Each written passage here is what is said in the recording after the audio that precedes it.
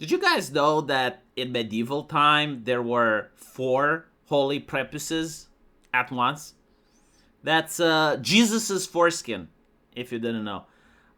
You may laugh, but medieval people didn't find it funny. It was actually a source of wealth and prestige because the monasteries that had them, they got a lot of pilgrims, and pilgrims came with a lot of money. And it was also the prestige of the place, right? It's the location that has Jesus's foreskin. But there is a problem with this. I'm pretty sure some of you can run the math. You see, Jesus, one man, could have only produced one relic. And yet there were four circulating at the same time. And the interesting thing is that the church knew, and yet no cardinal wanted to disavow three of them in public. Funny enough, they were actually lost through time. Some of them got stolen, others got burned in fires. And as funny as that may be, it is proof that the church was lying. And so the question is why? And as I mentioned before, it's money and prestige, but it's a little bit more than that. It's a grift. And the grift works because of religion. Well, more specifically, because of faith. Right? Like, people believe sincerely, especially if a person actually did the pilgrimage and traveled through medieval time, which, you know, had streets that were extremely dangerous, and they managed to do all the travel to see the relic.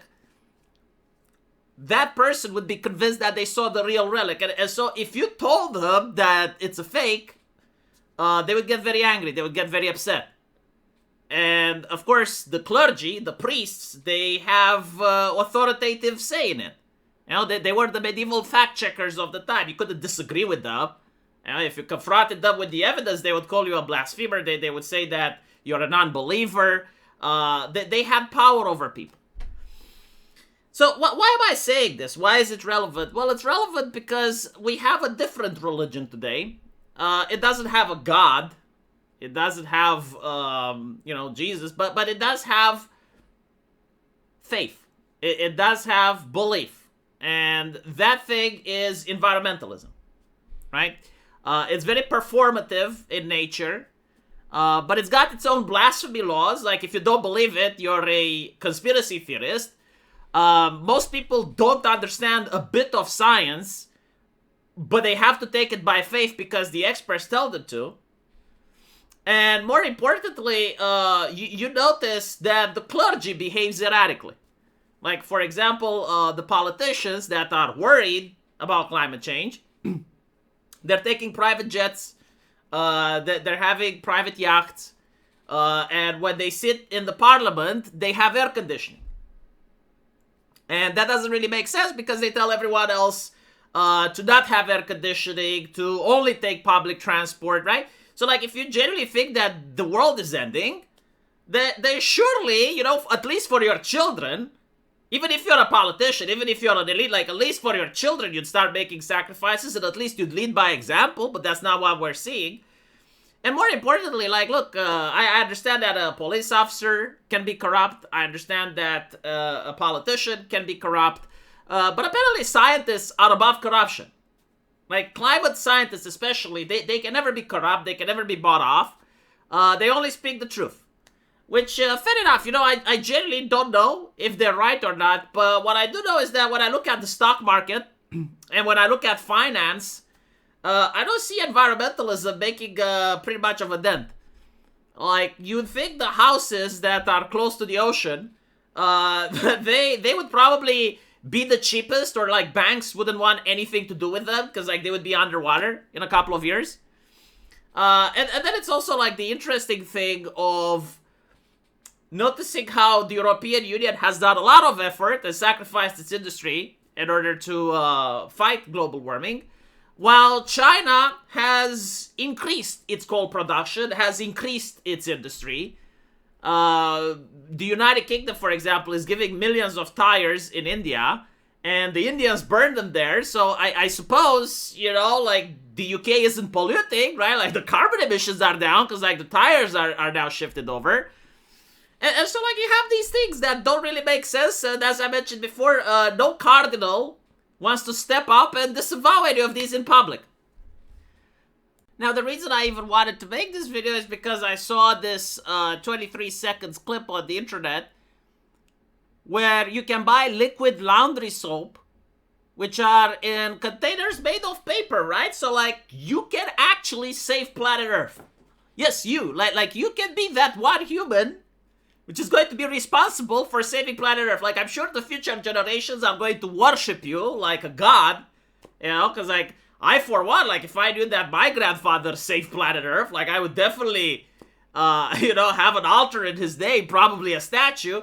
So, like, I assume if you buy this soap, like, future generations are going to have statues of you as well. There's only one problem, though.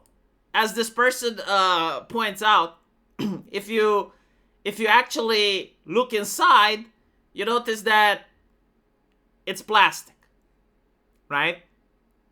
And so, kind of like the fake relics, which I guess like every single religion can't escape, because where there is no room for questioning, where there is no room for debate, you can get away with shit like this, right? Because, like, there's no dialogue. Like, you can't deny the science.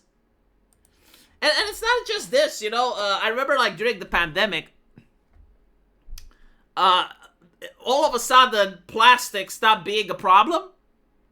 Do you guys remember that? Like, in California, before the pandemic, they passed a legislation forcing everyone to have paper straws. Now, I absolutely despised the very concept of a paper straw. Like, seriously, like, when you suck through it, it's just, like, not the same taste. Like, I would always just throw the straw and drink properly when those became a thing. And not to even mention, like, they were wrapped in plastic. Like, you had paper straw that was actually wrapped in plastic, and that was environmentalism. But then the pandemic comes, and all of a sudden, everyone has to mask up. And they had, like, tons of waste from those masks. And no one cares, right?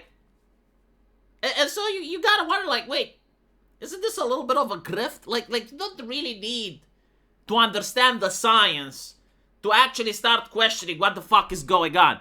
Because there are two possibilities, right? Again, I don't know the science. I'm pretty sure, like, other people know it better than me. But here's the thing. Either, number one, it's bullshit. Like, that is one option. But let's say this isn't the case, right? The other option is true. But the politicians really don't give a fuck. Like, the current politicians are genuinely not interested in solving the problem, or they're not taking it seriously. The bankers aren't taking it seriously. The politicians aren't taking it seriously. The corporations aren't taking it seriously. But you have to take it seriously. You have to take it seriously, because otherwise you're blaspheming. Let me know what you guys think, though. And as usual, I will see you in the comment section. Take care.